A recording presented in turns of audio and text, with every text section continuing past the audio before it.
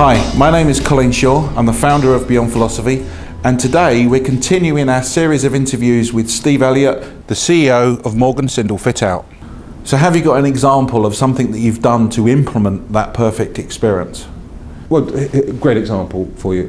We've asked every single project manager, and remember there are 494 projects a year, to come up with a particular wow moment for the client, particularly towards the end of the project. So to give you an example, what that really mean, a real live example is we just completed a library for a university. It was a separate building. They had quite a tight budget. We completed the works that we're doing, but we noticed that the emergency staircase entrances, exits throughout the building were absolutely appalling. And what they really needed is that they needed a redecoration program. So one weekend we poured ourselves and our supply chain in, and we actually repainted and redecorated every single emergency staircase in the building. We weren't paid for it, but it was the one thing missing from the whole project. The client came in Monday. That was an enormous wow. Once we told them what we'd done, and told them, "Don't worry, you're not paying. It's part of our thank you for allowing us to work with you program."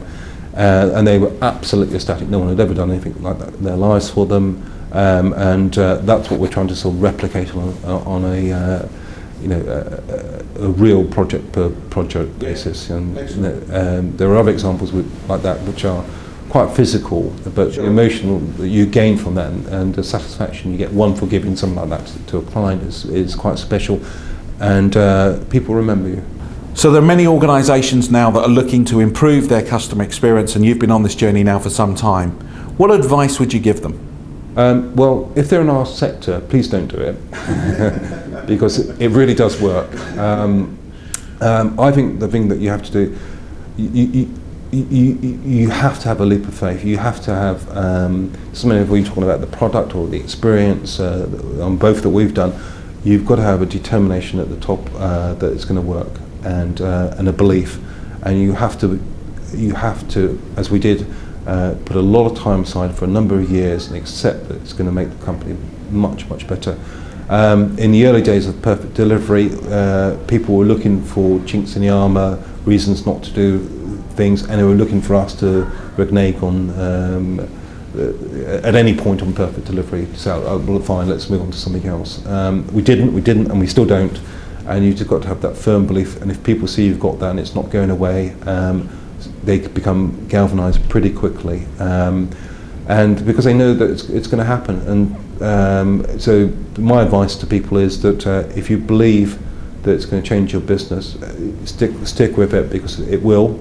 And I would say that what's been hugely beneficial for us is having a third party involvement to actually get those real messages from people who are experienced, more experienced than us certainly at giving advice in the experience and our journey on Perfect Delivery. And that's been intensely useful for us, and a phenomenal belief that it will succeed, and just don't give up. If you had your time over again, would you do anything differently? Very simple now, looking back, that we should involve more people in the process of Perfect Delivery. But for us, we were on very uncharted ground. No one had ever done it.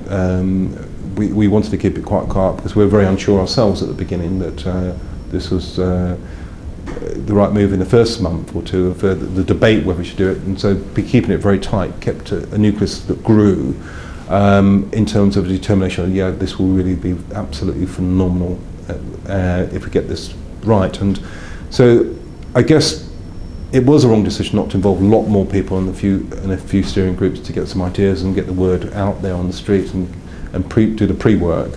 But I don't really regret everything we've done, and we've made some mistakes. We've gone down some. We had a huge debate about empowerment, because we're working in a very empowered organisation. About, do we make people do things, or do we coach them into good practice? We took the route of coaching. It took us much longer because we did that. We could have just changed a lot of systems and demanded things, but it's just not the way our organisation works. It's very much an empowered organisation. You get the freedom to actually work in the way that you do against some pretty bold measurement targets. But if you want to do certain things in a certain way, we decided if it worked, that would be fine. We weren't trying to sort of one size fits all. And that worked for us as an organisation. We spent some money on some ideas that didn't work, and you sort of dust yourself. You go down that cul-de-sac, you dust yourself out. Like I said earlier, there's no roadmap for what we did. You get back on your feet and you start again, but you don't let those failures worry you. Sure. You play on the successes, sure. And there's nothing prouder than a project manager and a team coming in and having delivered a very complicated project. It could be £500,000 or it could be a 20 million project, and they have every single signature nailed to that perfect delivery record from sure. the client and all the consultants.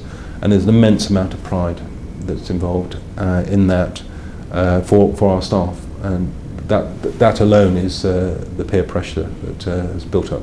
So I guess there aren't that many negative messages to what to do. It's just tough, hard work, and you've got to grind it out. And I probably personally underestimated the amount of time it took me physically and emotionally to actually drive certainly perfect delivery sure. In the first thing, and the emotional experience in the second part of it. Sure. So it always takes much longer, it takes a little bit more money than you think, but it takes the emotional toll on you as well. But you've got to have a steely determination that you're going to see it through, and people will believe you that it will happen. Thanks very much, Steve. There are more videos on this subject on our website, so please take some time and check them out.